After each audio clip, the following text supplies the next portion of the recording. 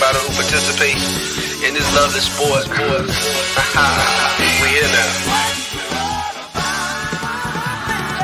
If you on that hit squad, then hit hard. Bogart and take charge.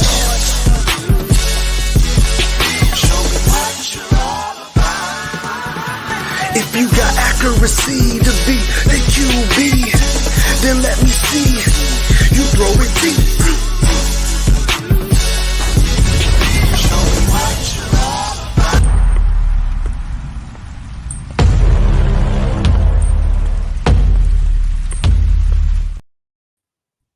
Gather around, school brothers and sisters. This is Under the Lights with Justin and Dave. Purple and gold for days of Minnesota Sports Talk. Thanks for joining us. Yo. Let's get the shout outs going. How about let's go with Gary. What's going on, Gary? Papa Gary, what's up?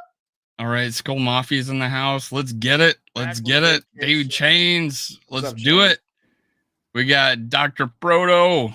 What is your area of medicine? What's your area of expertise, Dr. Proto? His areas of expertise is it turning around a season? Is that your area of expertise? Let's go. We got Skolden. What's going on? My worthless opinion. What about worthless opinion, Justin? You say it. Oh, well, I'll say it for both of them. So it's a house call. He's a doctor of house calls. He makes a house call with us all the time. That's Dr. Proto. But my worthless opinion, the single greatest YouTube, Facebook, Twitter, MySpace, TikTok, any TikTok, handle of all time, because your opinion is rarely, if ever, worthless, especially on Under the Lights. Norpheus, what's going on, man? Ryan Peterson's in the house. Oh my goodness. Yeah. Let's go. Hey, you know what? You know what you guys could do? You can. Oh yeah. You could do something like help me Hulk smash the YouTube algorithm. But hey, if you're watching it on my channel or Justin's channel, make sure you hit the like button. I appreciate it. Yes, sir. And you know what? While you're at it, you can ring the bell, turn on those notifications. Let's go. I got to turn off the repeat. All right, man. This was a long week for me. What's that? This your first rodeo?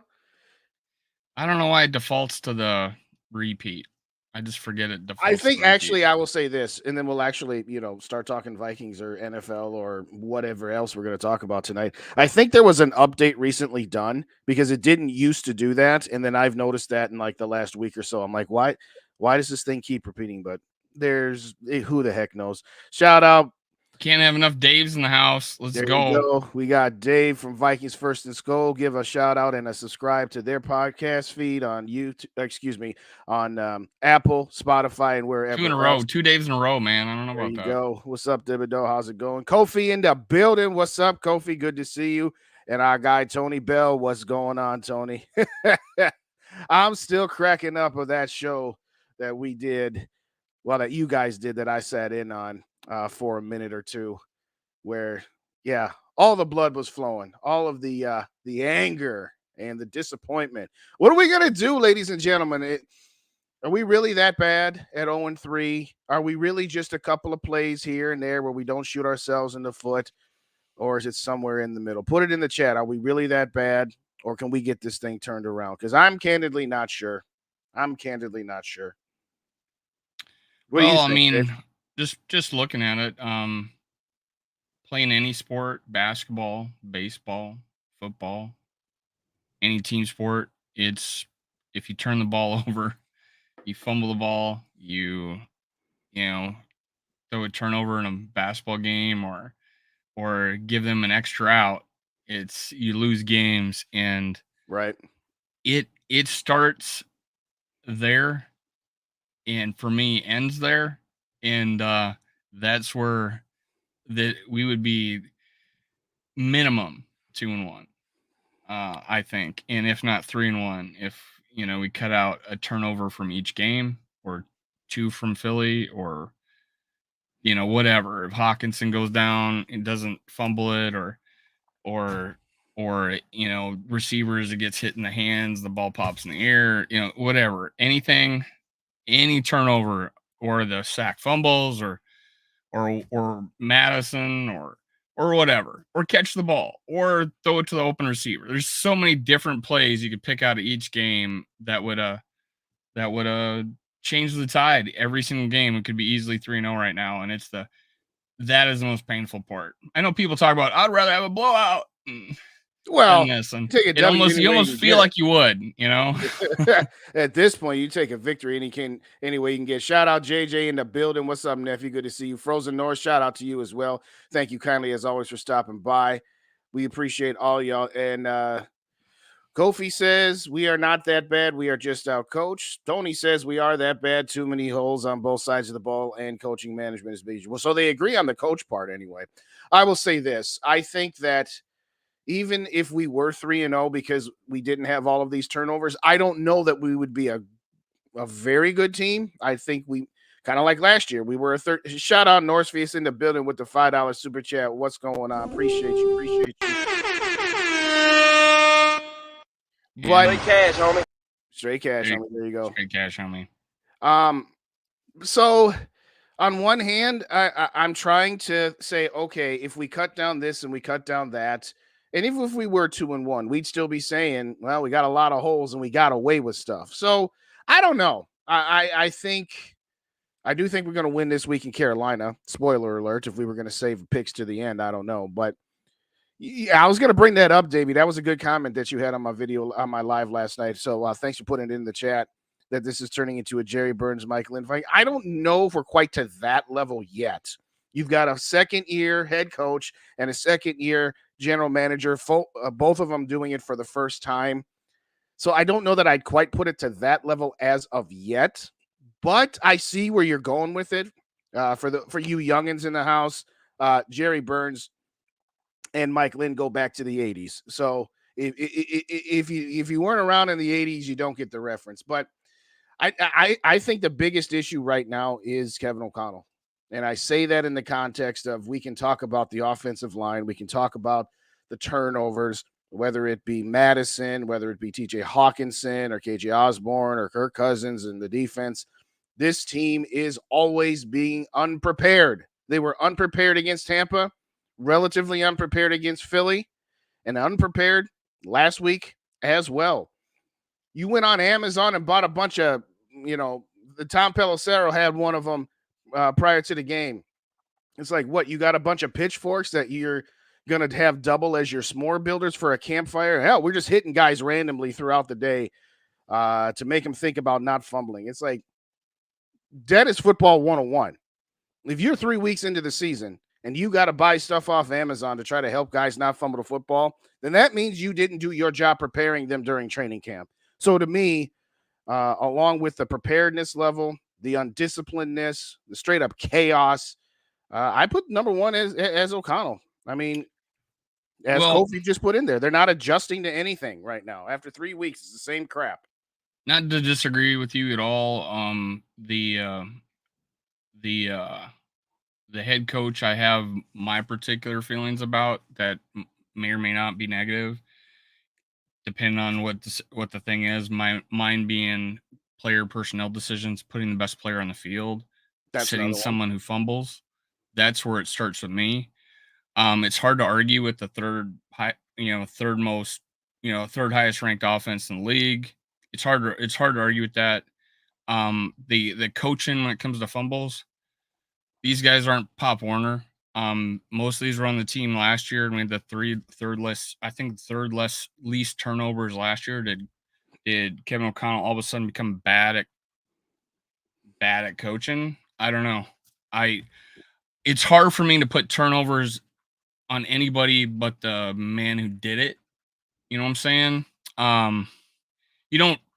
When you're a running back, you don't all of a sudden forget that, hey, when you're going to the ground, you're the most vulnerable. Or a tight end or whoever, that if you're wrapped up, they're going to go for the ball. Especially after we've already turned the ball over, right? So for me, I'm going to go straight to the guys that did it.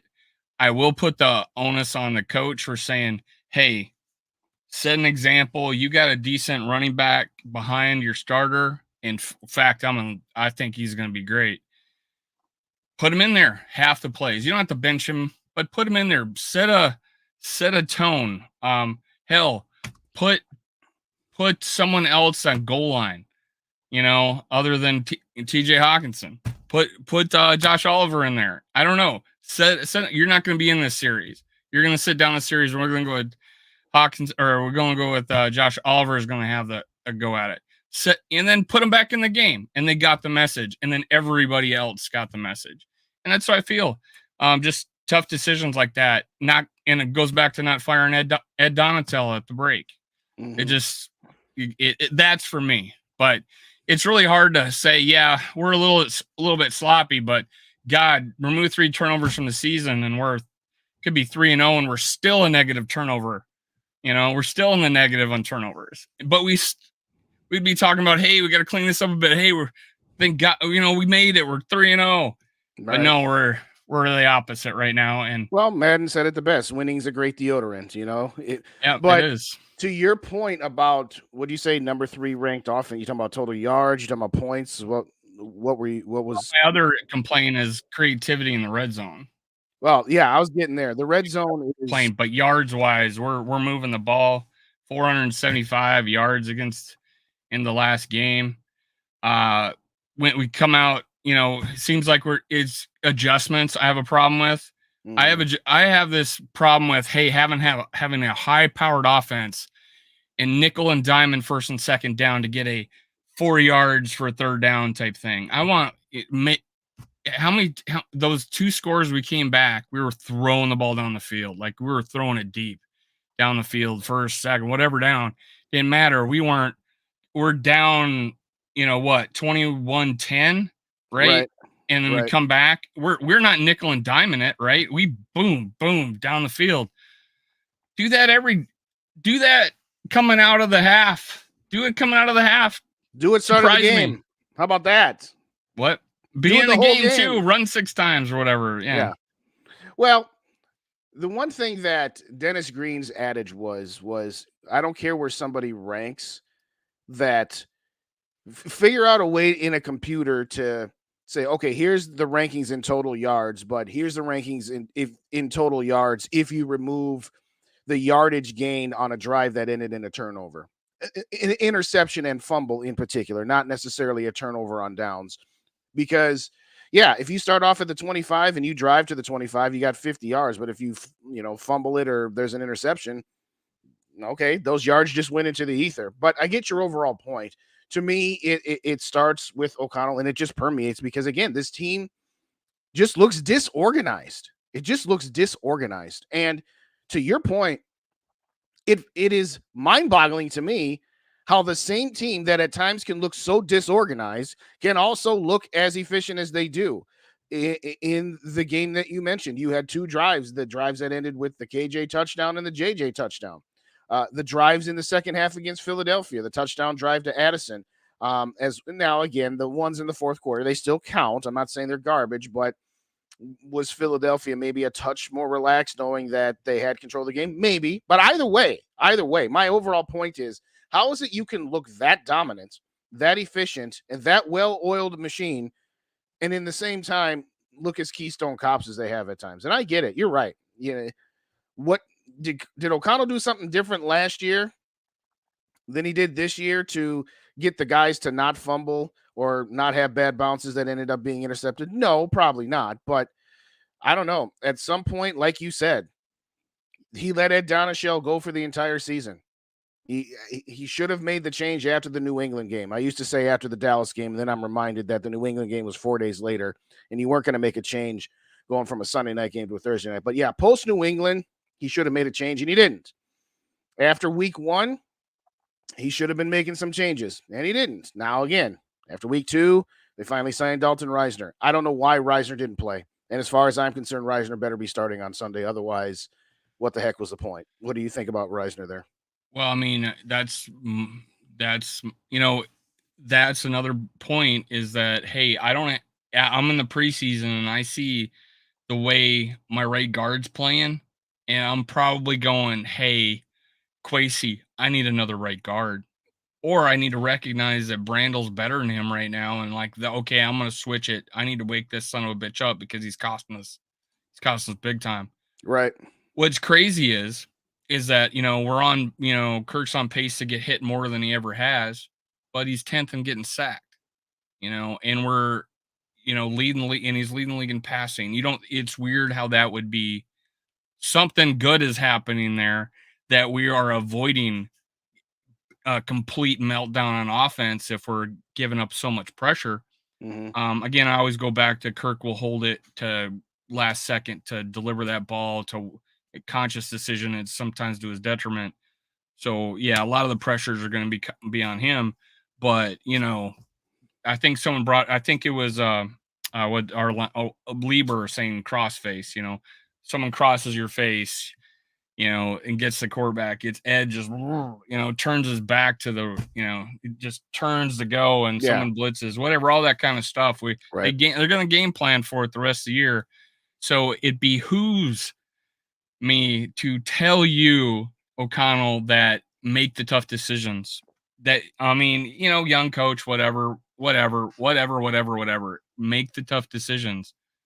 Rams made one on Cam Akers, 22 for 29. And I don't know if that was much of a tough decision at that. We go get him, right? Yeah. Well, he was his last 3 games of the season the year before was 100 yards each, and one had 3 touchdowns. So he comes out first game, and you're like, that wasn't good enough. I'm going to trade him to my buddy in the Vikings who does not want to give Ty Chandler the ball. Well, there's it's like, you see Ty Chandler popping and almost breaking one, it's like, dude, let's get this guy the ball. It's like when Boobie Miles goes down, whatever the short dude's name was, they put in there instead, boom, he runs a kick return back for a touchdown. You know what I'm talking about? Friday Night Lights. No idea. I've never seen. You never saw the movie Friday Night Lights? Oh, you talking about Boobie Miles? Oh god, the running back. It's been a long time. It has been a very long time. There was actually football in that game. I thought it was just whipped cream and stuff. But I digress. That is a different movie. What movie is that? That's Blue. That's Varsity Blues. You're right. Okay, so no, I've not seen Friday Night Lights. You're not seen Friday Night Lights, man? No. And they made a TV show with. I know. I'm not seeing crazy. You haven't seen that. All right. Anyway, let me get to some shout outs. We way behind. Skull for Life Barber in the building. Shout out Skull for Life Barber and Skull for Life Proper as well. Scoldger Soup is in the building. Rogers in the building. Thank you kindly for joining us. Appreciate the shout out. JJ saying those curmudgeon versus punk videos was fire. I appreciate you, nephew. I appreciate you. Let's see here. I thought there was one more. Did we get to? I'll shout you out either way. Davey Change. Justin, I have a theory. What about our clock man? Oh, yes, clock management. That was the other one I couldn't remember. No, the clock management is pretty much every quarterback plugs their ear holes to hear the coach better. Well, I'm talking in a general sense. Well, this is Davey Chain's question. Yeah, that's true. Shout out Mary in the building. Mary was disappointing watching my 12-year veteran. Bad decision should have never happened. No, he doesn't lose the game for us, but it was certainly very hard to watch. No, I mean, a lot of that game was very hard to watch. But everybody, shout out Mary. Good to see you here again. Keep your prayers going for Mary. She's still working through what she's working through here. So we wanted to say hello. Thanks for showing up tonight, Mary. We do appreciate you. And feel free to hit me up anytime if you have anything else that you need. But I mean, both at the end of the first half, which again, I'm not making too much out of because it was just like, all right, if you had spiked it, you would have had a shot at a 2% play in the Hail Mary, which, hey, Cousins got one to Rudolph there a couple years ago in Detroit. So it's not like it's absolutely impossible. But again, was the Keystone Cops at the end of the game the reason they lost the game? No, wasn't the reason they lost the game. But I will say it was an opportunity that they had that they might have given themselves a better shot than the one shot that they got. I get it. He's looking for the play. I'm just saying, to me, if you can't hear, then make the decision to say, you know what, I'm killing this first down play. Let's stop the clock. Let's give ourselves the 25 to 30 seconds to collectively catch our breaths. There was a more delicate way for him to say, "Yeah, I couldn't hear because the fans were cheering." Like read the room, Kirk. Read the room, KOC. Don't be yelling at your fans for being excited that you converted on 4th down to keep the game alive. But and I get it. That's not what they. You want to go with this. We were trying to catch the Chargers off guard. They were the worst ranked defense coming into the league. You shouldn't be, putting that as your end all be all. It's like, all right, I can't hear. Spike the ball, stop the clock, and get yourselves under control, which gets back to this team being out of control for me. No, again, it's not what cost us the game, and it's not the first thing you're going to look at. But at the end of the day, it's just like, I just didn't like the way he came out of the press when he was asked, "Hey, do you have the authority?" Well, yeah, I do, but there's consequences. It's like, come on, dude, take control. That's all I'm going to say. I heard the same question. I heard the answer. Yes, I'm able to do anything I want, and I ran a play. My opinion is that, hey, should be coached that in this situation. I think it's better to spike it. That's not our philosophy. Apparently, it's to try to catch him off guard. Kirk didn't hear it. He called a play, and Kevin O'Connell says that's a similar play that I was going to call. We ran this concept before type shit, whatever. I'm saying go spike the ball. That's me. I'm going to spike the ball, but that's not apparently our team's philosophy, and that's silly. I don't know why. It catching someone off guard, moving down the field happens all the time. We want to keep that personnel on the field. Happens all the time. I don't think in that situation is the right thing to do. I do agree with Kevin O'Connell that the game didn't end at 0 after that play. We, with 7 seconds, possibly 8 or 9, because it was tipped up in the air, we have a chance at 2 more plays. So if you spike it, you have 3 plays: 2nd, 3rd, and 4th down. Cousins ran a play, 7 seconds left, possibly 8 or 9 if it doesn't get intercepted. We have 2 more plays left. Both scenarios, 3 plays. Yeah, but in So that I don't first, feel like we lost out on anything. And no, I'll tell you what you lost out on. You lost out of being under control and not feeling rushed. Okay, so then you're not rushed on the next 2 plays. I get it. We're rushed. We ran a play. It hit Hawkinson in the hands and it popped up in the air. Very unfortunate occurrence. How often does that ball pop straight up in the air? It's crazy, you know? Oh, absolutely. I mean, again, it's not like it was this. Oh, wow. People are acting like that was the last play. The clock would have ended. It was over. No, it was an interception from a freak pop up, double doink pop up catch. But I agree 100% with, I think, 99% of the fan base out there that it should be in our game plan to spike it there. I don't see how you blame this loss. I don't know if you were talking to us or if you were talking to me or if you were talking in general. Well, shout out Andrew first off. I haven't seen you before, so first time shout out everybody. Give a shout out to Andrew in the chat. I think in general he's saying I don't see how you can, not us in general. I doubt. Okay. I don't think anybody here was blaming Kirk for the loss, but as in general, it's in general. Hey, I can't see how anybody whatever. Well, where I'm going with that is that when he's not his decision, he respects his coach. I'm like, yeah, there's a middle ground between. It's not disrespectful to your coach if you are not sure because you can't hear because it's loud because you just converted a 4th down to say, you know what, I'm going to take control of this. I'm going to spike it here. We still have 3 downs.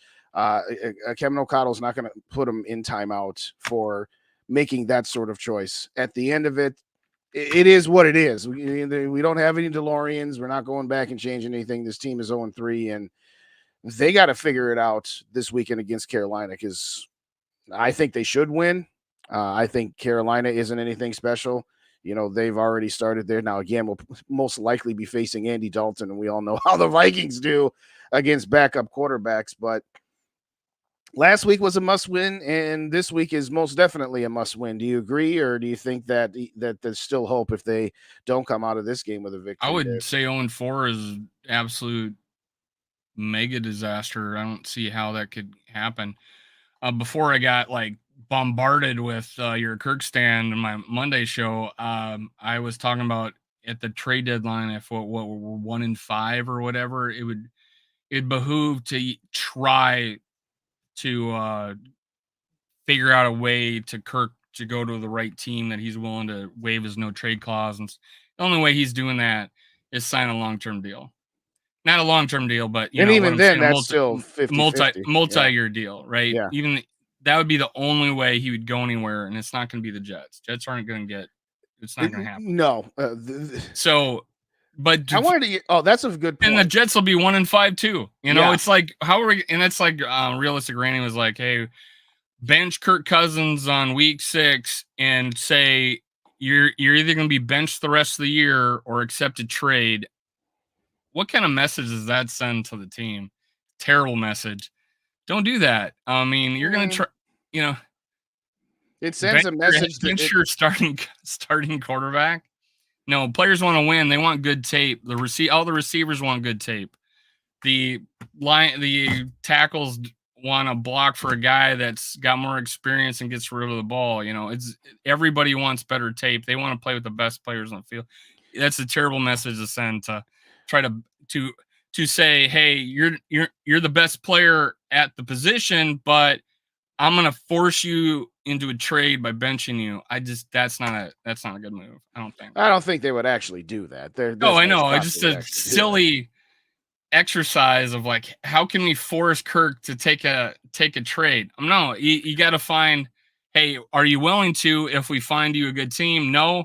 All right, we got to keep you. That's the only way I could think that would happen. Because one thing he's not going to do, he's not going to go to a part-time situation. He's not gonna leave his family, to go live in another state for 4 months. It's just he's not going to take him with him, and uproot him. It's just not going to happen. I don't think. Well, no, the only way you would get him to do this, and again, we're talking extreme maybe Detroit. hypotheticals. I don't know. Well, I don't know that Detroit would have any interest in doing that, but no, the only way you could do it is that you'd have to plant that, like, okay, I've made week 7 my arbitrary middle, because you've got 12 games before the bye. Your bye is in week 13. So I've said week 7 is my arbitrary spot, because that's after you face the 49ers and before you go on a 5-game stretch against the Packers, Falcons, Saints, Broncos, and Bears. If you're 2-5 or worse after the first 7 games, then, and again, you only have a week or so before the trade deadline. But the reason 2-5 is still a possibility. Now you're past San Francisco, right? Right. And you're 2-5. Mm-hmm. That's 10 games left. Yeah. If you looked at her schedule. Yeah, I just said you have the Packers. 8-2 puts you at 10-7. And what on this team would have displayed anything that would lead you to believe that what on this team would have led what on the Lions team would have led you to believe that they would win 8 of their 9 last games, or the 1-7 Miami Dolphins go 9-8, win the last 8 of their 9 games under you picked Brian out Flores. 2 examples over how long a period of time. That just because it's happened doesn't mean it's likely. Last year, and then with the same coach that's on our defense right now. I'm just saying, if you don't think this team, we lost 3 games. We just both agreed that the biggest main cause is turnovers. Right. Despite everything else, is the biggest turnovers. And then we get through our toughest part of our schedule at 2-5. It's a complete impossibility for us to come back at 10-7 or even 9-8. I get it. I know we don't want to. I know we don't want to sneak into the playoffs and get the 6th seed and lose in the first round or whatever, but I'm just talking about that. That would be the way to the playoffs.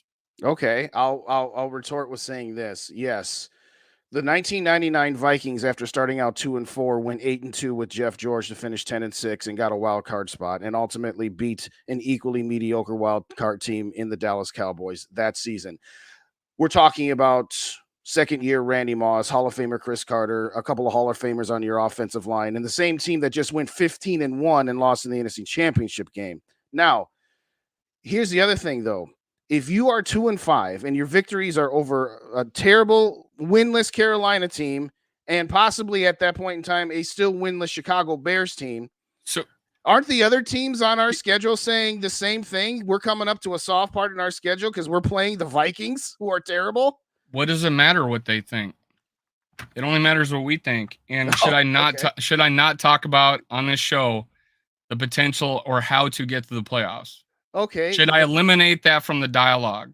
I'm saying if you are 2-5 at that point, and you also brought up a season where there was 16 games and not 17.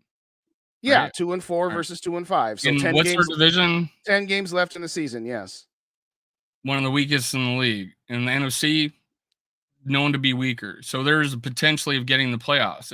It's not an impossibility. Well, no, it's not an impossibility, but I don't know what. So as you said, what good does that do? What's the problem with me talking about going to the playoffs or how to do it? Nothing. I didn't say there was a problem. Right, I just said it was extremely highly most unlikely that it's more difficult. Yeah, it's more difficult. But that is we knew that going in. What was the record you said we would have had at this point? Right, 1-3 or 1-2. After 3 games, no, I said 2-1. I said that we'd lose to Philly. Someone had us 1-2 that we were also going to lose the Chargers. I can't remember who that was. That was not me. It was you. No, I figured after the mini bye week after Philly, I said it would be a close game, and I said that, the advantage would go to us being it's in our building and that we were coming off a mini bye. But what if we don't go 2-5? What if we sneak one and we're 3-4? I don't know what's more unlikely, that we sneak one against Kansas City or San Francisco, or that we go 8-2 in the back end of the schedule. But okay, yes. I'll just say it like this. If you're 3-4 after 7 games. Did we think Cardinals were going to beat Dallas? You can come up with anomalies till we're blue in the face. I mean, should we ignore anomalies? Huh? Should we ignore anomalies? Like, it's a distinct impossibility. We shouldn't bet on them. I would say we shouldn't. I know bet on we're them. not, and I'm not. But it would be better for us if, hey, can we sneak one? Like we snuck one against the Bills.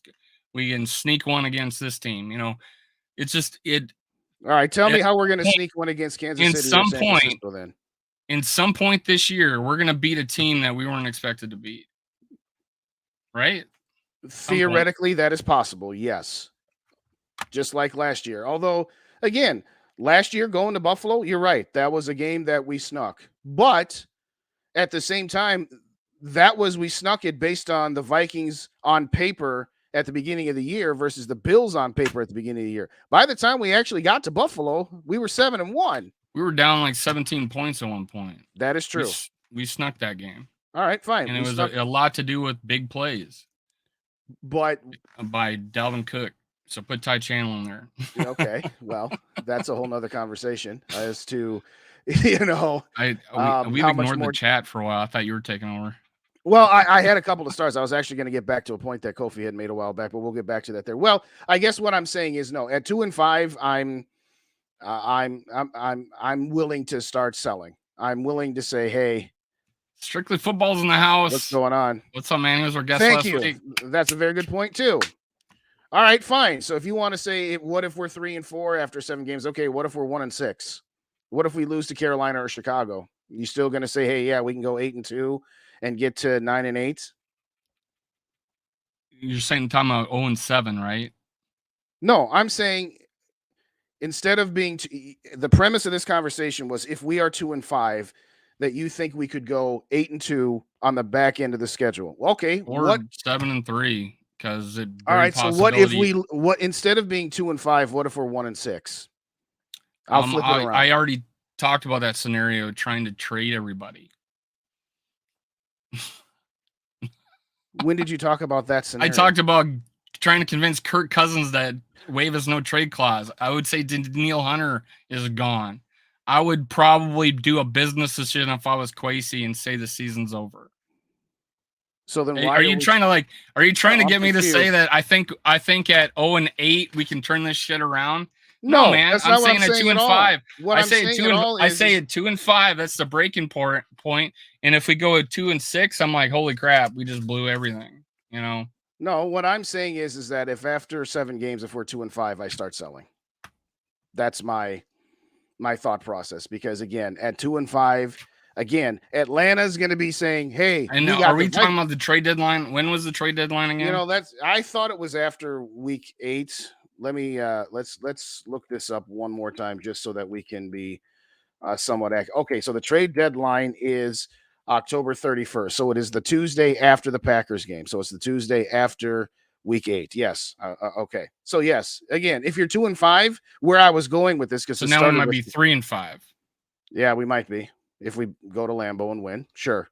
And yes, either way, my point is we started this about what would it take to get Kirk Cousins traded, and what I was saying is that if you're 2-5 after week 7, you start putting feelers into his ear to say, "Hey, give us a list of teams that you would be willing to take a trade to." And if he says, "I'm not willing to take a trade to anybody," yeah, you're right. It would be a little distasteful if you went down the threaten to bench him and say, "Hey, we're not I playing think you it would anymore." be a PR nightmare. Would it? Absolute devastating PR nightmare. Would it though? Yeah. I would think the NFLPA would be all over that shit. I think that it would just be the hottest topic every single talk show out there.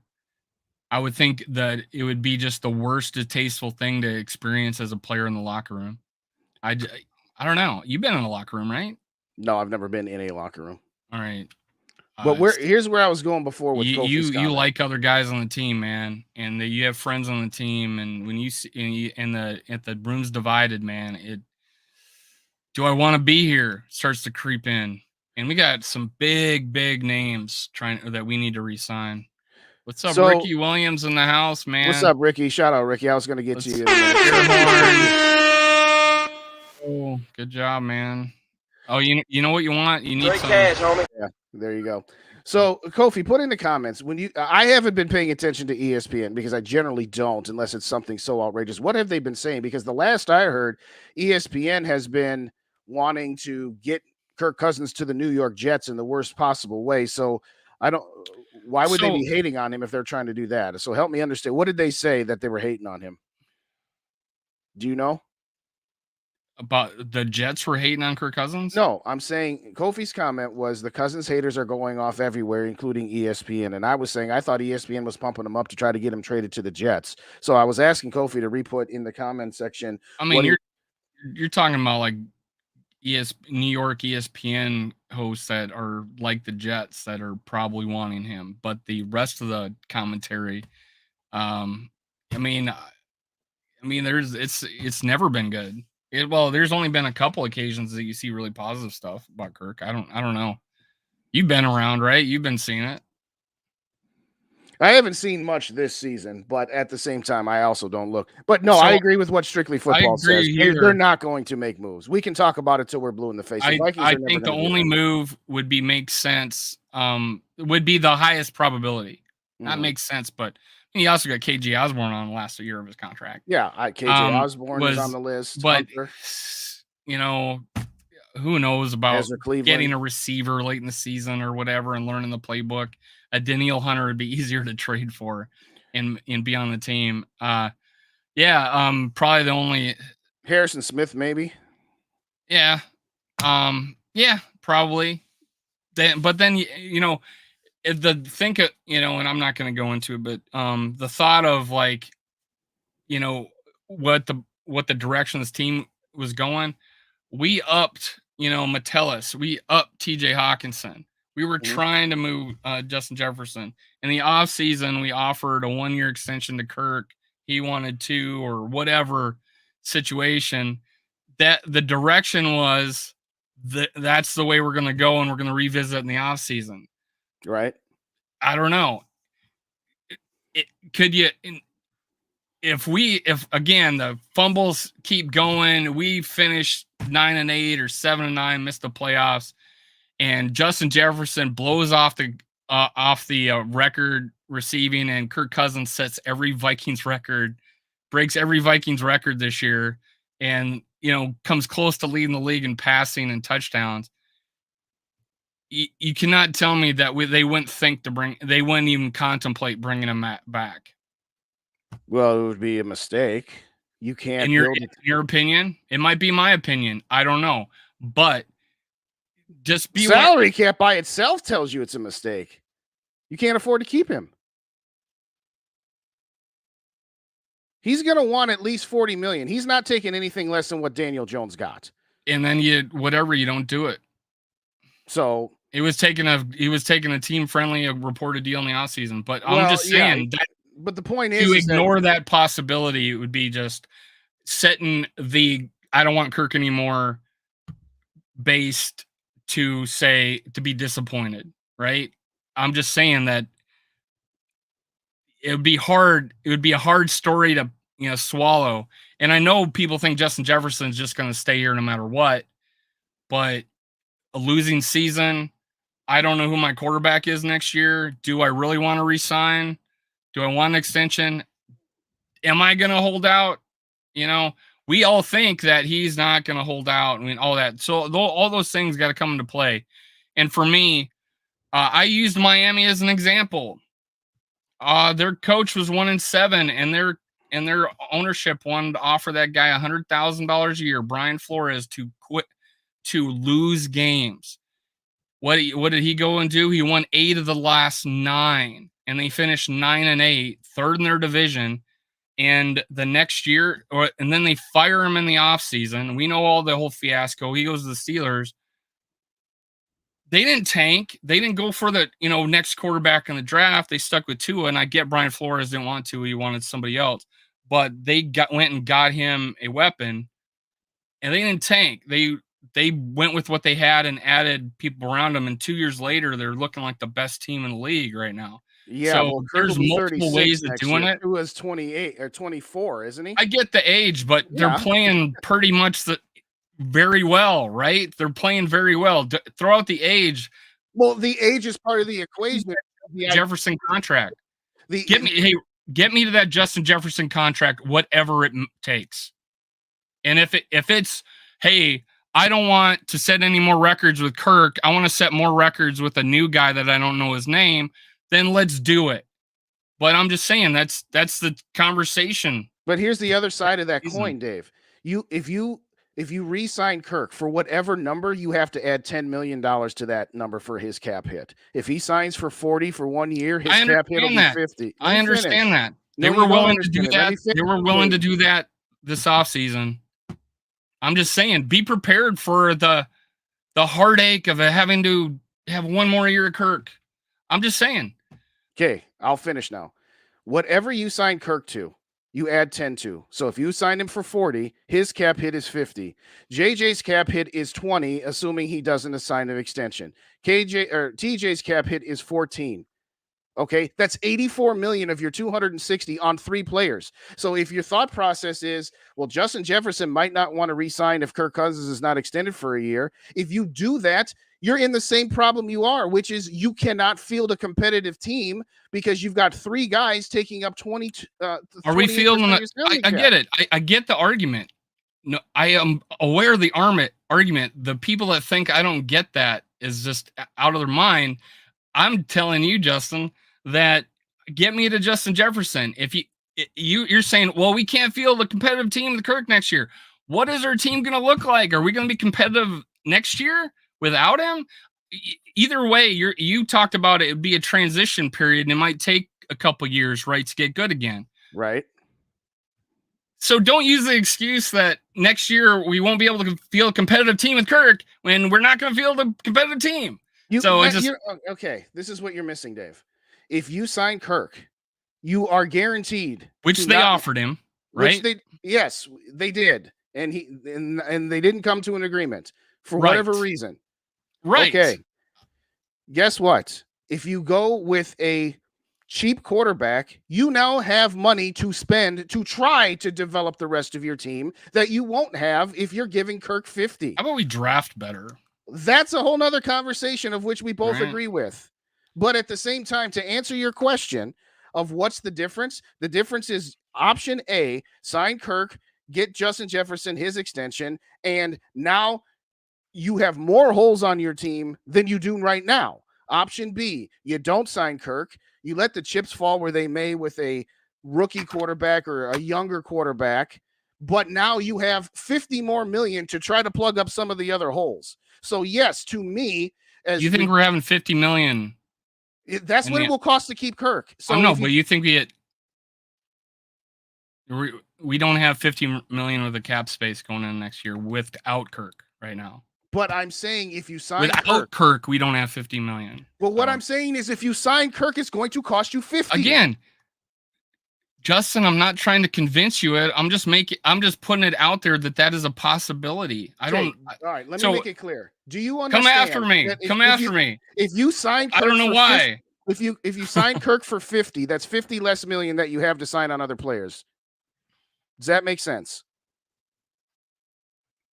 Yeah. Regardless of how much free cap they have, you're going to have 50 million more of it if you didn't sign Kirk back to it. Justin, that's all I'm saying. You know the situation we got with the offensive line, right? Yes, it's trash outside of the tackles. Who was the number one draft pick or the number one quarterback taken overall this year? I believe it's a guy named Bryce Young, if I recall correctly. Who's starting for the Panthers this weekend? Andy Dalton. Why? I have no idea because CJ Stroud is hurt, I guess. I'm just guessing. I don't know, man. Quarterbacks get hurt. What is your point? You've been talking about how Kirk's taking more hits and he might. And he hasn't missed a game, man. You remember David Carr? Do you remember David Carr? Help me understand where you're going with David Carr.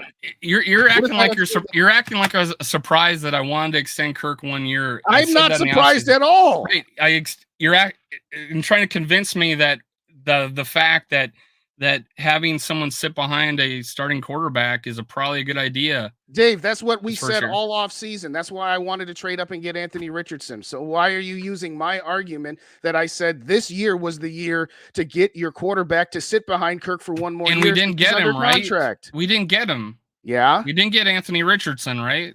No, we did not. We did not get. So your fallback plan was to go into the season and start a rookie quarterback in 2024. That was your fallback plan. Is it? I don't know.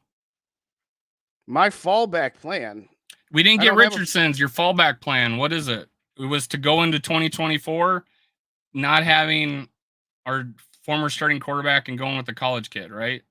A college kid or somebody. Right. And I'll give you so many examples of a rookie quarterback that's getting their ass beat on their first year of the season. What does that have to do with the price of tea in China, though, Dave? That's what I'm not understanding right now.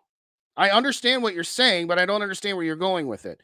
Yes, at some point you have to move on, and at some point you're going to have a different starting quarterback on the Minnesota Vikings other than Kirk Cousins. And guess what? There's inherent risk no matter who that may be, whether that's Jaron Hall or whether you draft somebody this year. There's going to be inherent risk of them being worse than Kirk. Okay, what? No, yeah. So what's your point? I'm aware of that.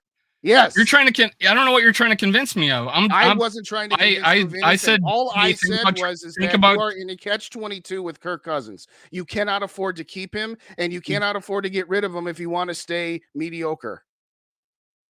That's all I said. And you said that we wouldn't be able to field a competitive team next year, regardless either situation. I'm saying. So what does it matter? Team is right now? What does it matter? Because I'd rather spend a year with a younger quarterback who's not making $50 million against the. Let me answer your question, Dave. Let me answer. I really worry about the health of a rookie quarterback. I worry about how you ask a question and you never let me answer. But you worry about the health of a rookie quarterback, okay? And I worry about the health of a 36-year-old quarterback playing behind a garbage offensive line who has had has had a magic carpet ride of never missing a game in his career. Guess what? Father Time is undefeated. At some point, Kirk Cousins is going to get knocked on his ass because of this garbage offensive line. Let's hope. Miss one. Let's hope. Yeah, that's exactly what I said. Now you're just kind of come on, man.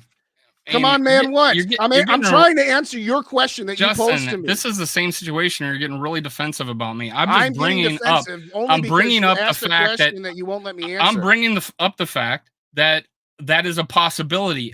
I don't know why. I never denied that as a possibility, Dave. Right. I don't know why you're trying to convince me. I never said it wasn't. I'm just saying it's a possibility. You've said it 4 times now, and for the 4th time, I agree with you. It is a possibility. All right. Yes.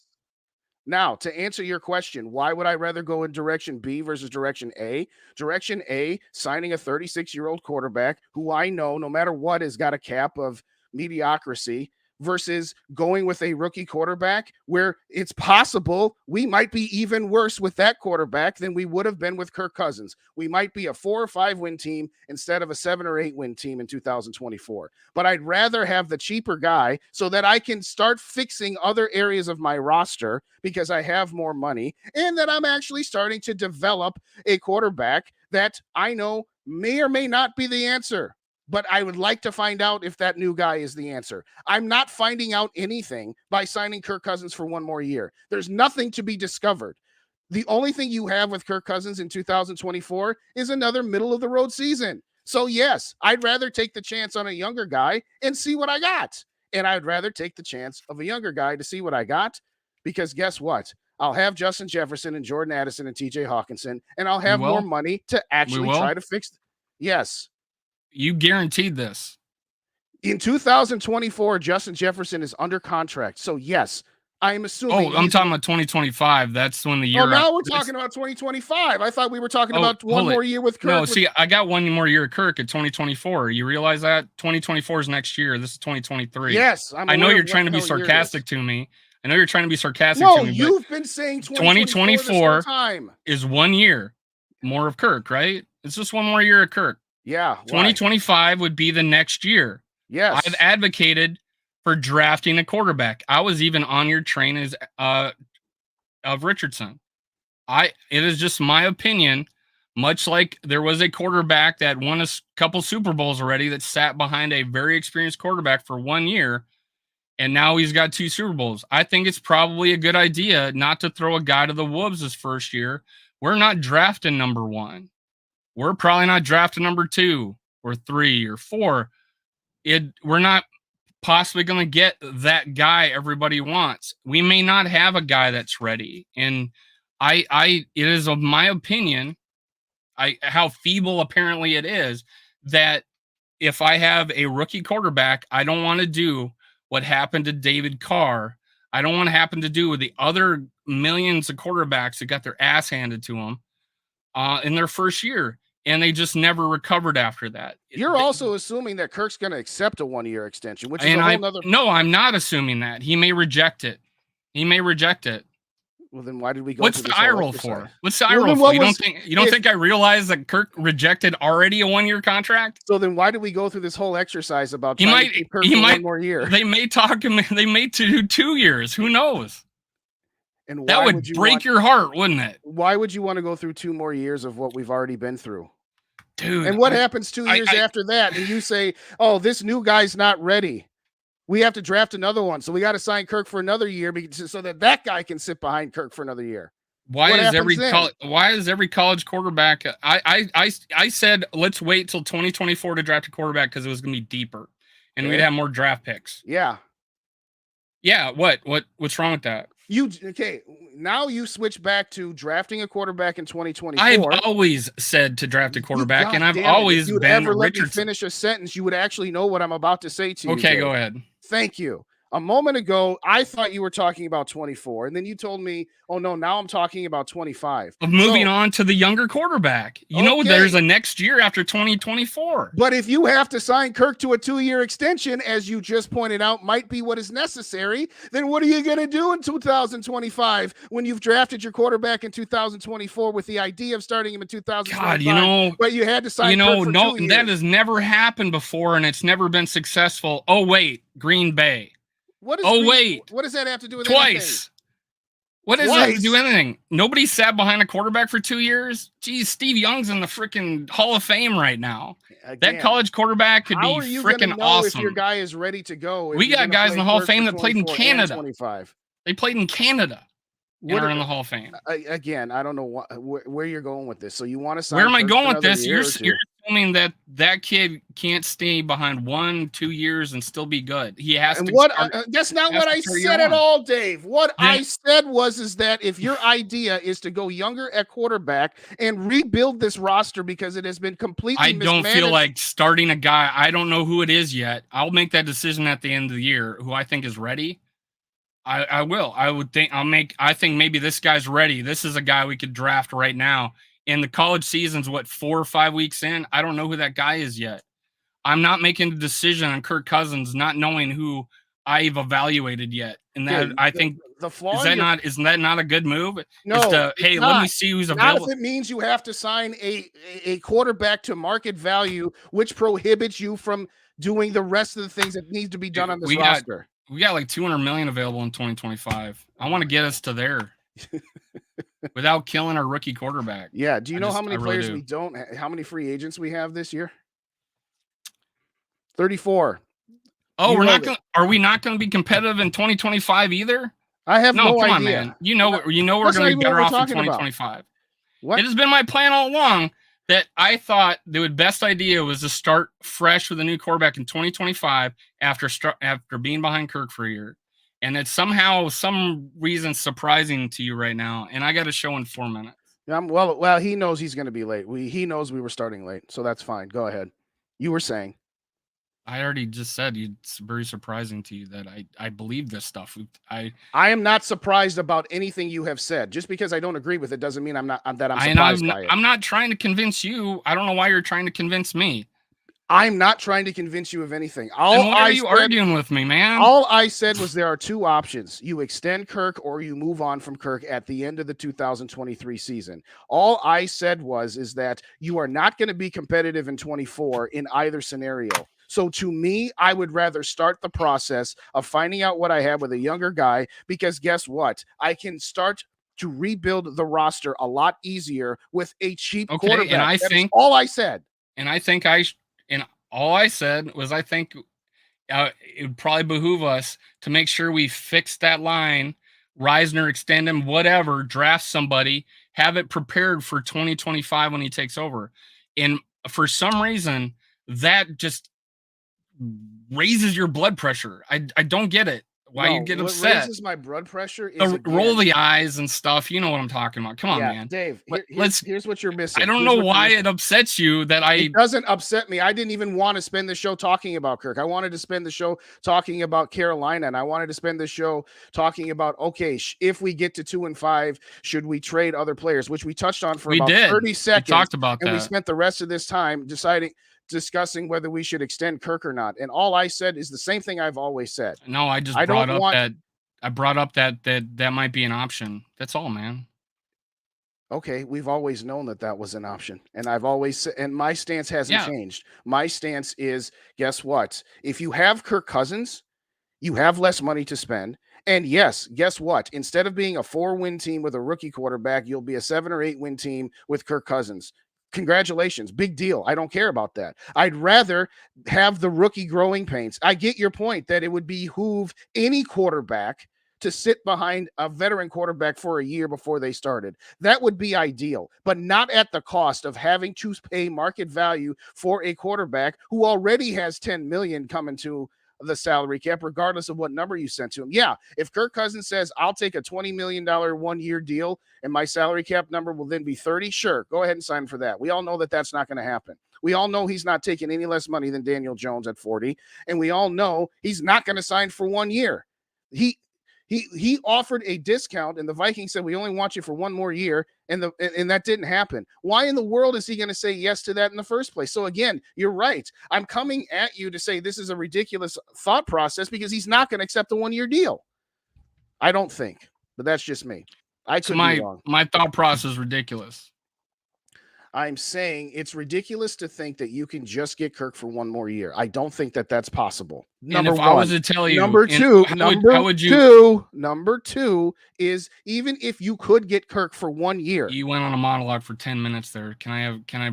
Okay, you asked me a question and then I tried to finish it, but fine, go ahead. Some questions are often rhetorical, man. So my thought process is ridiculous. I get it. You may not have meant that. If I was to tell you that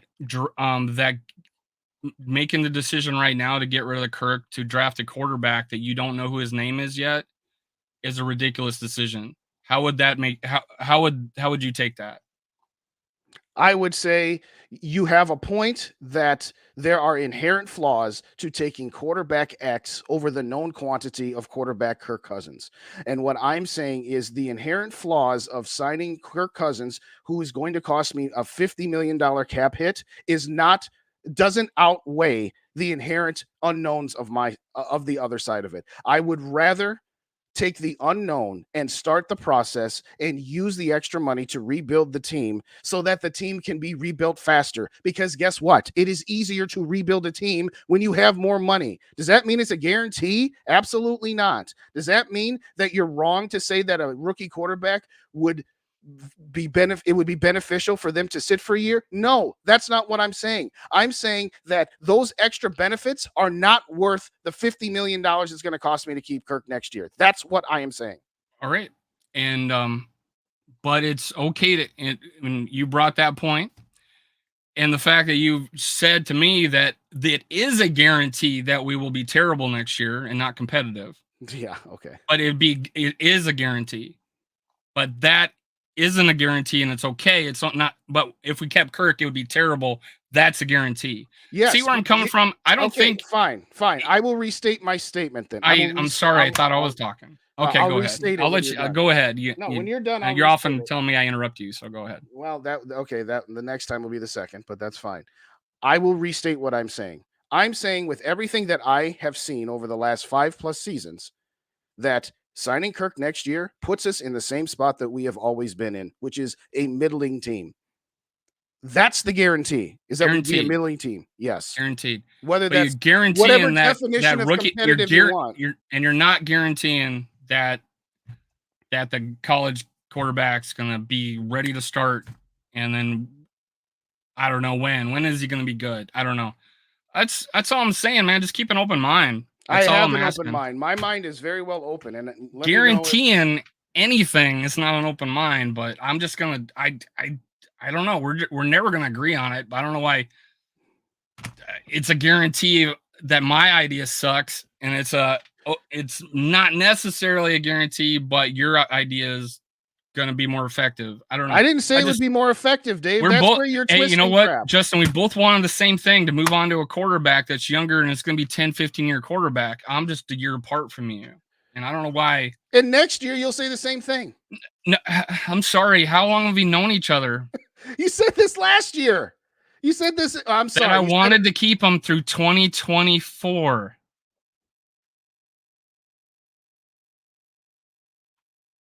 Right? And what?